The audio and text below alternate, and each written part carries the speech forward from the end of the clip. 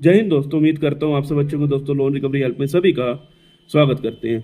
दोस्तों, अगर आप एक लोन डिफॉल्टर हो, आप लोगों के मन में एक डाउट जरूर आता होगा कि अगर हम लोन की किस्त नहीं भरेंगे तो ना जाने इसका अंत क्या होगा, क्या इसका अंत कुछ है नहीं। तो दोस्तों, आपको इसमें समझना होगा, अगर आप लोन की किस्त नहीं भर पा रहे हैं तो आप कोई कानूनन अपराध नहीं कर रहे हैं। आपकी सिचुएशन कुछ ऐसी हुई पड़ी है कि आप देना तो चाहते हो लेकिन दे नहीं पा रहे हो। ऐसे बहुत सारे लोग होंगे, जितने लोग वीडियो देख रहे हैं, अगर आपके साथ ये सिचुएशन है तो कमेंट में जरूर बताइएगा कि आप उनको देना तो चाहते हो लेकिन सिचुएशन आपकी खराब है। पैसा है तो पे कर दीजिए, नहीं है तो इसमें यह नहीं है कि आपको कोई जेल में डाल दिया जाएगा या फिर आपके ऊपर किसी तरह का झूठा इल्जाम लगाकर आपको बहुत ज़्यादा तरीके से परेशान किया जाएगा। तो ये सब चीज़ें आप लोगों को समझनी है कि आप अगर लोन डिफॉल्टर बन चुके हो तो इसको बाहर कैसे निकले इससे, कि ये सारी सिचुएशन, सारी जिंदगी मेरी ये सिचुएशन रहने वाली है। दिन भर में 500 कॉल आना, कोई एक सामान्य व्यक्ति के पास इतनी कॉल आ रही है तो एक तरह का परेशान हरासमेंट वाला व्यक्ति होगा, इतनी हरासमेंट वो फील कर रहा है। रिकवरी एजेंट का एक दबदबा बना हुआ है, कभी भी रिकवरी एजेंट घर पर आ सकते हैं। इस चीज़ का डर सता रहा है कि कभी भी रिकवरी एजेंट घर पर आ जाएगा, कभी भी कोई नोटिस मेरे पास आ जाएगा। तमाम तरीके से व्यक्ति हर चीज़ में उलझा हुआ है अगर एक लोन डिफॉल्टर है तो।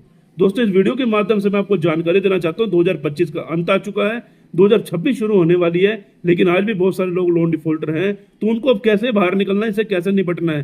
तो डरना नहीं है, घबराना नहीं है, वीडियो को पूरा अंत तक देख ले, स्टेप बाय स्टेप बता दूंगा। आपको 1% भी दिक्कत नहीं आएगी कि अगर आप एक लोन डिफॉल्टर हैं तो। देखो दोस्तों, अगर चैनल पर पहली बार है तो चैनल को सब्सक्राइब करने के साथ वीडियो को लाइक कर देना और शेयर करना उन लोगों को जो समय लोन की किस्त नहीं भर पा रहे हैं, जॉब चली गई, बिजनेस में लॉस हो गया, उन लोगों को ये वीडियो को शेयर करना। और तमाम तरीके की हम लोग रोजाना अपने चैनल पर लाइव स्ट्रीमिंग करते हैं। लाइव स्ट्रीमिंग के माध्यम से जुड़ने के लिए बेल नोटिफिकेशन ऑन कर लेना, ताकि जैसे हम लाइव पर आए शाम को 8 बजे, याद रखिएगा शाम को 8 बजे लाइव पर आते हैं, बेल नोटिफिकेशन ऑन कर लीजिएगा। कमेंट में अपने शहर का नाम जरूर बताना और कंपनी का नाम लिखकर बताना, ताकि हम आपको बता सके आपके शहर में रिकवरी एजेंट आ सकते हैं या नहीं आ सकते। बाकी मैं अपना नंबर आपको स्क्रीन के ऊपर शो कर दूंगा, किसी भाई की कोई पर्सनल क्वेरी होगी तो कॉल बुकिंग के माध्यम से जुड़ सकते हैं। दोस्तों, आज हम जिन लोन कंपनी के बारे में बात कर रहे हैं, एनबीएफसी रजिस्टर्ड कंपनियां, दूसरी क्रेडिट कार्ड के बारे में बात करें जो कि अनसिक्योर्ड लोन है। अनसिक्योर्ड लोन कौन से? जो कि आपको ऐप के माध्यम से मिले हुए हैं। आपने इंस्टेंट लोन ले रखे हैं, एक क्लिक पे आपने लोन ले लिया, आपके खाते में सीधा 2 लाख, 5 लाख, 10,000, 20,000, 50,000 आपके अकाउंट में आ गया। और लोन कंपनी के बारे में बात करें, क्रेडिट कार्ड है। क्रेडिट कार्ड तो तमाम तरीके के आपकी 10,000 से शुरू हो गए 10-10 लाख तक भी जाते हैं, उससे ऊपर भी जाते हैं। तो ये सभी के लिए वीडियो बनाई जा रही है। अगर आप एक लोन डिफॉल्टर हो और आपके साथ कोई ऐसी वैसी दिक्कत आ गई है, देखो एक समय था जब आपको लोन कंपनियां लोन बांट रही थी, आपकी सिचुएशन इतनी अच्छी थी, आपका सिविल भी बहुत अच्छा था और आपको लोन कंपनियां लोन बांट रही थी। किस प्रकार? भैया लोन ले लो, भैया क्रेडिट कार्ड ले लो, तमाम तरीके के मैसेज, तमाम तरीके की कॉल की, यार क्रेडिट कार्ड ले लो या लोन ले लो। और आज वो सिचुएशन ऐसी हुई पड़ी है, भैया हमारा सिविल इतना बुरा हुआ पड़ा है, अब लोन कंपनियां फोन कर रही है, नहीं रिकवरी एजेंट फोन कर रहे हैं, रिकवरी एजेंट फोन कर रहे हैं, पैसा कब दोगे? चलो सिचुएशन मेरी जब ठीक थी तब तुम फोन कर रहे थे ले लो, आज मेरी सिचुएशन खराब है तो मेरी कहीं ना कहीं तक सुनी जानी चाहिए। जब मेरी कहीं ना कहीं तक सुनी नहीं जाएगी तो मैं कैसे इन चीज़ों से बाहर निकलूंगा? हर किसी के साथ यही दिक्कत है। लोग टाइम एक्सटेंशन के लिए मांग कर रहे हैं, लीगल प्रायर नोटिस भेजकर तमाम तरीके से कंपनी को बोल रहे हैं, कह रहे हैं कि हमको 3 महीने का समय दे दीजिए, लेकिन लोन कंपनियां समय नहीं दे रही हैं। तो इस चीज़ में अब आपको समझना होगा, अगर पैसा है तो पे कर दो, नहीं है तो क्या क्या करना होगा, ताकि आपका 2026 है वो बिल्कुल ठीक तरीके से जाए। आपके मन में जो भी डाउट है सारा का सारा क्लियर हो जाए, 1% भी टेंशन आपके मन में ना रहे। देखो दोस्तों, लोन डिफॉल्टर होना कोई कानूनन अपराध नहीं है, नहीं आपने कोई अपराध किया है। आपकी फाइनेंशियल कंडीशन खराब हो चुकी है, आपकी फाइनेंशियल डेथ हो चुकी है, ना कि आपकी खुद की। अगर आप खुद एक इज्जतदार व्यक्ति है, कमा रहे हैं, पहले आप कमाते थे, आज आपकी सिचुएशन खराब है, जॉब चली गई, तो डरना नहीं है। कुछ स्टेप है फॉलो करने, आराम से बाहर निकल जाओगे। इसमें से कुछ आसान स्टेप है जो मैं आपको बता देता हूं कि आपको आसानी से इन चीज़ों से कैसे बाहर निकलना है। दोस्तों देखो, आपने कभी सुना होगा, अगर आप लोन की डिफॉल्ट कर देते हैं तो आप क्या करते हैं? आप लोन कंपनी को कुछ भी बात नहीं करते हैं। पहली बात तो यह है, आप लोन कंपनी को कुछ बताते नहीं है। पहला स्टेप जो बता रहा हूँ ध्यान से सुनना, मैं आपको 3 स्टेप में इसको वीडियो को खत्म कर दूंगा, तो एक एक स्टेप आपके लिए काम का होने वाला है। पहला स्टेप है, आप लोन कंपनियों को कभी भी कुछ भी बताते नहीं है कि आपके साथ क्या दिक्कत है, क्या प्रॉब्लम है, क्या आपने लोन क्यों नहीं भर रहे हैं, क्या प्रॉब्लम है, आपने आज तक बताया नहीं है।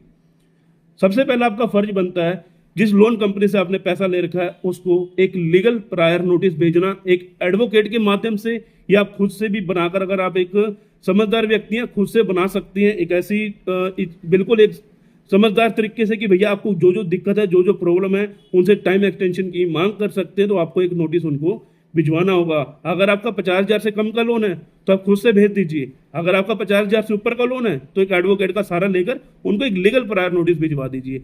लीगल प्रायर नोटिस किस किस काम आता है, अब ये ध्यान से सुनना। लीगल प्रायर नोटिस का काम क्या है? अगर आपने लीगल प्रायर नोटिस बैंक को भिजवा रखा है, एनबीएफसी कंपनी को भिजवा रखा है, जिससे आपने लोन ले रखा है, उसको लीगल प्रायर नोटिस भिजवा रखा है, तो इससे फायदे क्या क्या होंगे? पहला फायदा, हो सकता है कंपनी आपको समय दे दे, हो सकता है, पक्का नहीं है, हो सकता है लोन कंपनी आपको समय दे दे। अगर लोन कंपनी समय नहीं दे रही, इस बीच आपके कोई रिकवरी एजेंट आपके घर पर आ रहा है, रिकवरी एजेंट को आप लीगल प्रायर नोटिस दिखा सकते हो। लीगल प्रायर नोटिस देखने के बाद अगर रिकवरी एजेंट कुछ बोले, आप उसकी कंप्लेंट कर सकते हो। अगली बार रिकवरी एजेंट आपके घर पर दरवाजे पर नहीं आएगा जब तक आप उनको कहोगे मुझे लीगल प्रायर नोटिस का जवाब चाहिए। पहली बात तो ये, आपको लीगल प्रायर नोटिस भिजवाना बहुत ज़्यादा जरूरी है। अगर भिजवा देते हैं तो रिकवरी एजेंट भी नहीं आते हैं घर पर। अगर आप उनको दिखा दो, अगली बार रिकवरी एजेंट भी घर पर नहीं आते हैं। अब दूसरी बात कर लेते हैं। अब देखो, अब हमने बता दिया लीगल प्रायर नोटिस। अब आपको सेकंड स्टेप क्या है? आपके पास तमाम तरीके के नोटिस आते हैं। Recall notice, demand notice, arbitration का नोटिस, सेक्शन 25 का नोटिस, 138 चेक बाउंस का नोटिस, 318 का नोटिस, तमाम तरीके से आपके पास कई बार सम्मन भी आ जाते हैं। सबसे पहले मैं आपको बताता हूँ जो कि आपके पास आए हैं वकीलों के माध्यम से नोटिस।